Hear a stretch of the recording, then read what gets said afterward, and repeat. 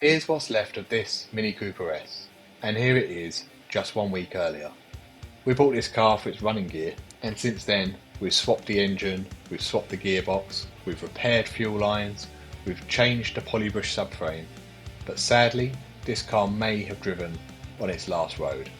So just what is the story behind this car, and how has it ended up like this?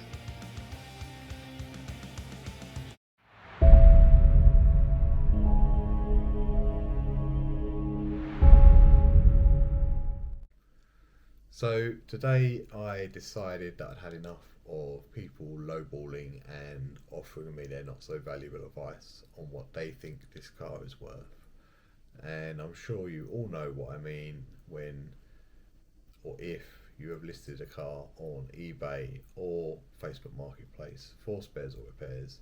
You do tend to get a certain type of person that likes to come out and either buy the car and repair it and flip it because they know what they're doing with them and they just want a quick way of making some money, or you get the second type of person which will tell you what they think the car is worth, tell you no one else will offer you any more for it, and that you should be grateful for their fantastic offer.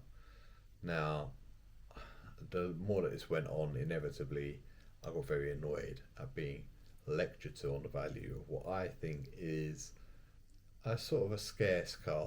A 2005 automatic Mini, especially a supercharged one, is unusual. It's not something you see every day. They only made these cars for a couple of years.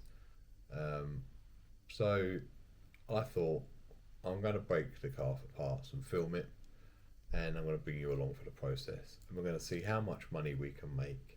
And what I will do is I'll tell you how much the car was up for Marketplace, and then we'll see how much profit we can make from the vehicle in the end. So there are a few reasons that despite this car passing an MOT in February, it's not worth saving, which I will show you later on. But for now, let's get started.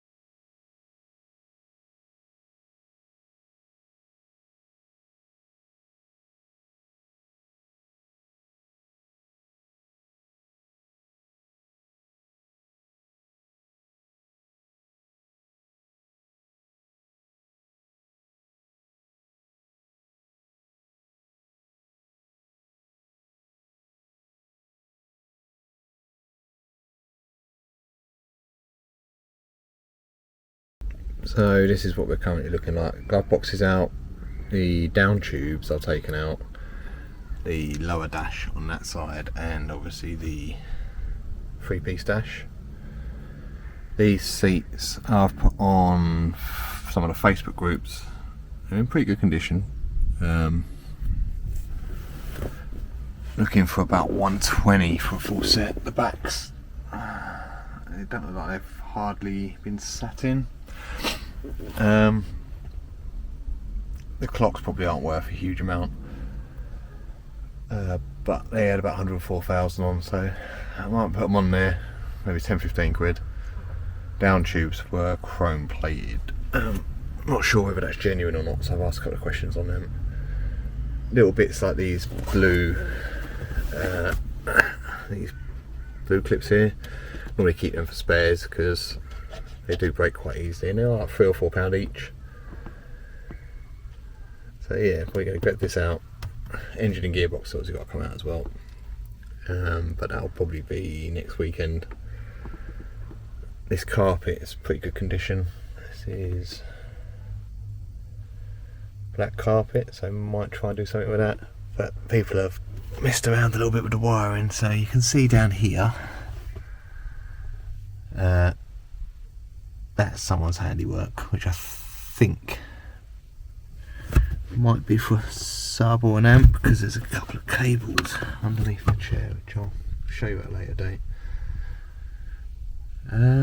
So yeah, I'm just currently stripping out the interior at the minute. these things like this, I mean, these are chrome plated, some aren't. I mean, these, they're handy to take out even if they're just for spares. Radio's probably worth 10-15 quid because it's a CD player. We'll check for CD in there before I go much further.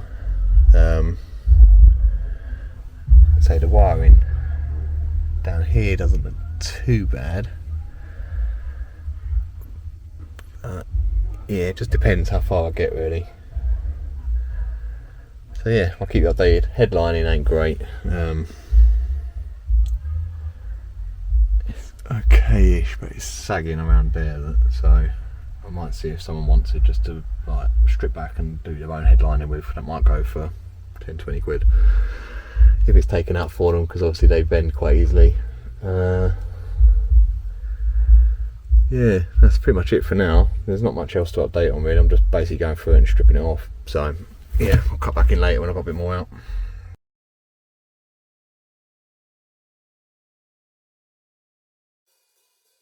So at this point of the video, our aim was to try and get this wiring loom out as complete as possible, and up to this point no plugs had been broken, no wires had been cut. So I'm trying to get the alloy dash frame out with the heater box, because these cables go into the engine bay and we've disconnected all the wiring in the engine bay. The engine loom itself is separate, so the actual part that's connected to this dash loom is the ABS pump, the engine bay fuse box, the gearbox wiring, and obviously the lighting points and ABS wiring.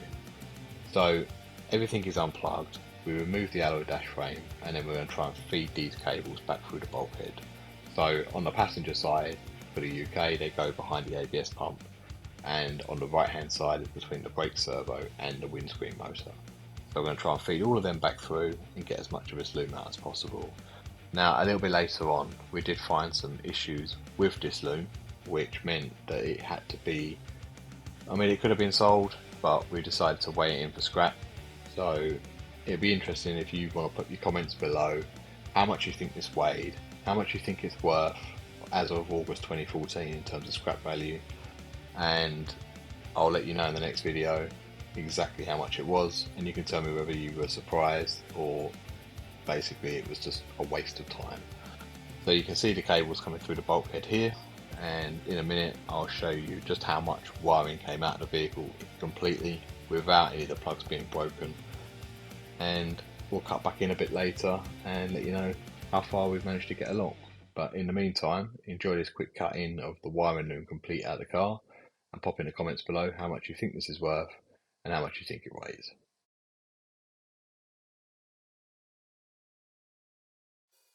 So with the dash out and the wiring loom out the car, this is what we're looking at the moment. So we've made quite a lot of progress, but now we need to move on to the engine and the gearbox.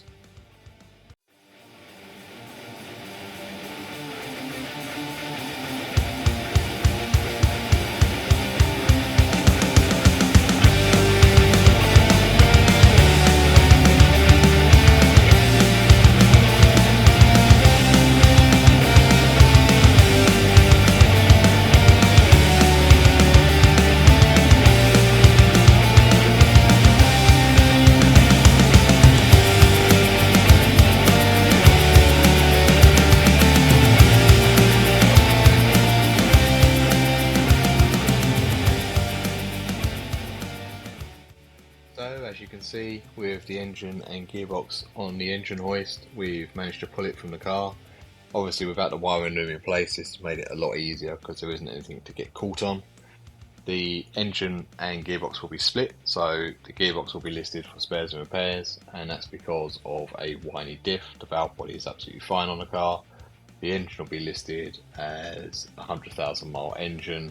It's actually had quite a decent history on it.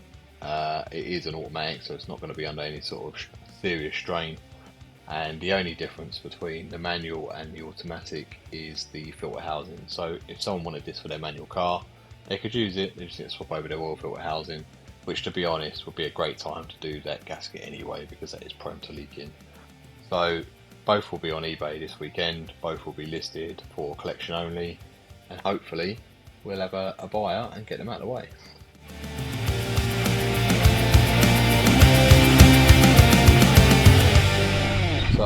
so I'll give you a quick update as to where we're at. Engine and gearbox are out. Wiring in the engine bay is all out. I've changed the steering rack for a faulty rack that was notchy, just so I've got a good rack as well. Steering column's out. All the liquids like fuel, coolant, oil, transmission fluid, that's all gone. That's been siphoned out and put into containers. It's ready to go to the correct waste facility, not down a drain or anything like that. We can dispose of that at our local recycling centre. Bonnet's still on at the moment. Got some interest in the bonnet, so I'm going to leave it on for now. Put the suspension back on. That's just water. That's where I've been having a bit of a tidy up. So yeah, suspension's back in place, wheels back on the front. I can drop it down. You can see the brake lines for the back are down there, so I need to get the back up and get them off, which I will do over the next couple of days. It's quite windy today, so I don't really want to keep messing around underneath the car. Not sure whether to remove that, which is going to the back of the car, might do. So yeah. And as promised, here's the reasons why this car is being broken for parts and not being repaired. So we have this rust corrosion area which is underneath the rear passenger seat in the footwell. If you can see, it's very thin in this area. There is the whiny diff in the automatic gearbox, and there is also this damage to the wiring. Now it doesn't look substantial, but those plugs control all the solenoids in the gearbox, and they've taken a serious whack at some point in the past. And as this forms part of the dash loom, you cannot repair this section without using a soldered connection, and that could lead to further issues down the road. So at this point it makes more sense to break than it does to repair. So of course we've loaded up eBay. We've got some listings on here, I think about 20 or 30 in total to begin with. We've got some on Facebook, we've got some on Facebook Marketplace, we've got some on the owners clubs and some on local groups. So the aim is ultimately to make as much as we can from breaking the vehicle, accounting of course for the time that we put into it. But in the next video I will break down the revenue stream, where it's come from, how much we've earned, and ultimately whether it was worth my time. Thanks for watching, please like and subscribe, and join me next time as I take this to the next level by weighing in the scrap metal and the wiring loom to find out exactly how much they are worth.